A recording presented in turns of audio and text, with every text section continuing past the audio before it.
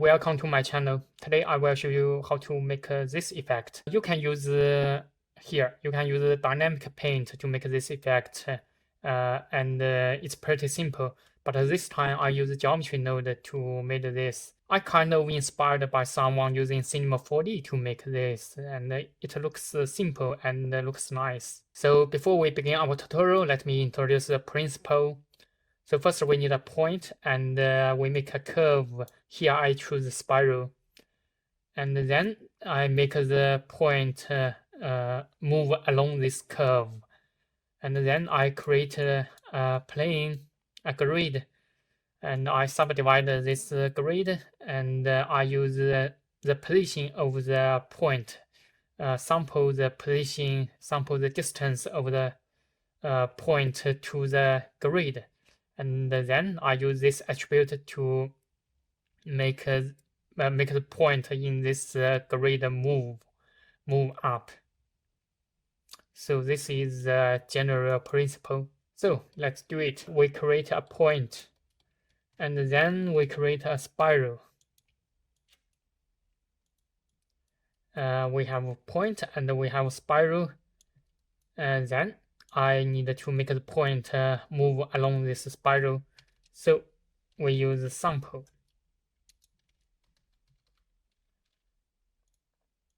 Sample curve and curve to curve. And it will output the position of the curve. Let me explain this position. The position you can see, drag this, you can see here, there is the effect here. And if we preview this spline, and let me find that node. No, there is a node called spline parameter, and it has a factor, and this factor and that factor is the same.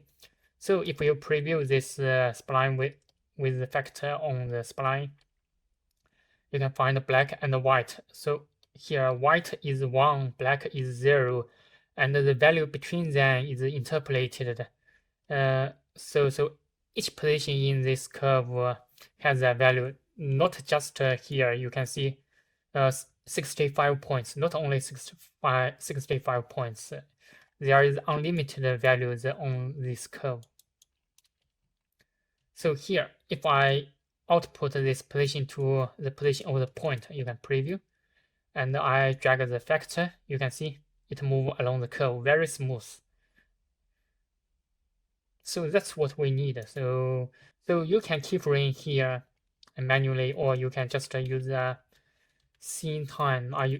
I prefer automatic move. Yeah, scene time. It moves too much fast. So I use multiply 0.1 to make it slower, like this. So it worked.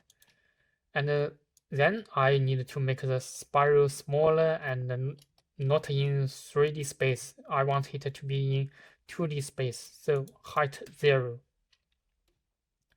And I want it to start from the origin, so start radius 0 and end radius 0.5. I want it smaller.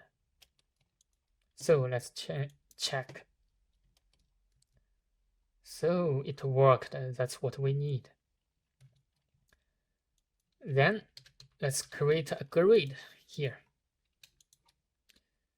And we need to subdivide this first. Subdivide mesh input 6. So you can subdivide more, and you can duplicate that if you want. But here it's not necessary. So I will change it to 2. Yeah, that's enough, I think. So to transfer, so to transfer the attribute from the point to the plane to the grid, so we need a set position to transfer the value, and then we need to extract the value from the point. I need the distance value.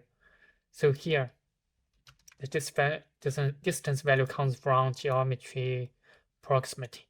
Connect the points to geometry, and remember to change the face to point. So here it will output the distance. And if we can't connect them directly, because we only want this value affect the z-axis, so it will go up. So you see, so if the distance is 0, yeah, here the distance is 0, so it stays almost the same position. So we want the opposite. We use the map range 0 to 1 to 1 to 0. And yeah, that's the right effect, but the range is too big, so we need to change the input. Drag this smaller, maybe 0.1 is enough. Yeah, that's what we need. So remember to save this and playing. Let's press playing. You can see it moved. So we're on the halfway. We need to like in every frame we need to store the attribute, store this attribute and make like not like this. It didn't inherited the value from the last frame. I want it to inherit the value from last frame to make what we see in the beginning. So here we need a simulation. We drag it here. We store name attribute here. Put it here. Yeah, change the name to D. So here, the value D to here. So yeah, that's the same effect. So next step, we need to inherit it, the distance in every frame. So here, it's pretty simple. Here I use mass. There is a node, a function called maximum. So it will compare two values and inherit all the maximum values in two values. So the first value is this value, this distance value in current frame, and the second value is that value in last frame. So I compare them and then get the maximum in both values. So then I output to D and store that. So by this method, I inherited the D, and you can see. So that worked, and worked perfectly. So next step, we just need to give it some small tweaks.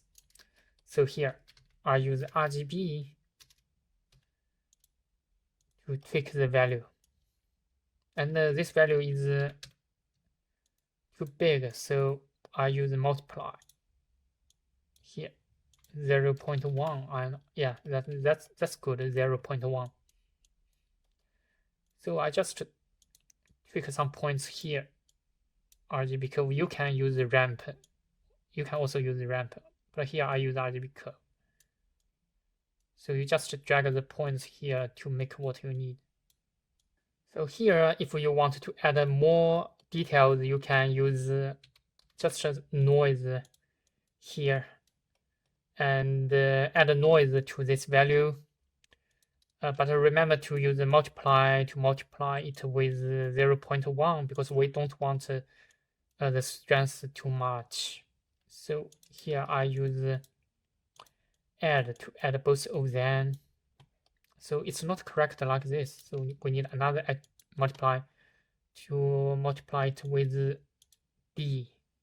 So it only affects inside the inside trail. So we need to tweak the strength.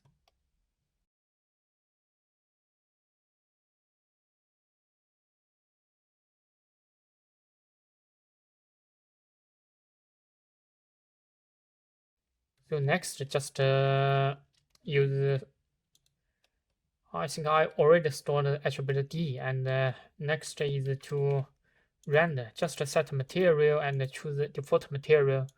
Go to render, and here just use